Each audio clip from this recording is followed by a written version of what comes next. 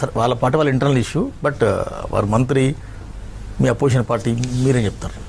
పాములు పట్టేటోడు పాములు కాటు చనిపోయినట్టుగా కొండ సురేఖ గారు అంతన్పు మా గౌరవ కేటీఆర్ గారి మీద మాట్లాడినప్పుడు, సీనియర్ నటుడు నాగార్జున గారి మీద మాట్లాడినప్పుడు కాంగ్రెస్ పార్టీ ఇదే ముఖ్యమంత్రి గారు వెనకేసుకొచ్చిండ్రు.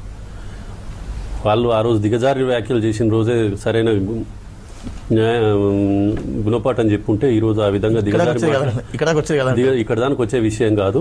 ఆ రోజు మీరు సంతోషపడ్డారు, నవ్వుకున్నారు కనుక ఈ రోజు అదే పాము మిమ్మల్ని కాటేస్తుంది.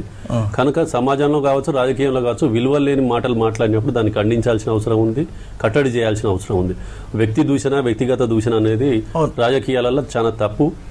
విధానపరమైన విమర్శలు చేయండి, దాన్ని ఎవరైనా యాక్సెప్ట్ చేస్తారు. కానీ వ్యక్తిగత దూషణలతో జిగుప్సాకరమైన మాటలు మాట్లాడుతూ ఉంటే, ఒక మంత్రి స్థాయిలో ఉన్న వ్యక్తి మాట్లాడిన రోజు ఆ రోజు మీరు సప్పట్లు కొట్టి సంతోషపడ్డారు కనుక ఈ రోజు పాము పట్టేటోడు పాము కాడు చచ్చిపోయినట్టు కనిపిస్తుంది. అనుభవించాలంటారా? అంతే, వాళ్ళు చేసిన తప్పు ఎంకరేజ్ చేసారు కనుక ఆ రోజు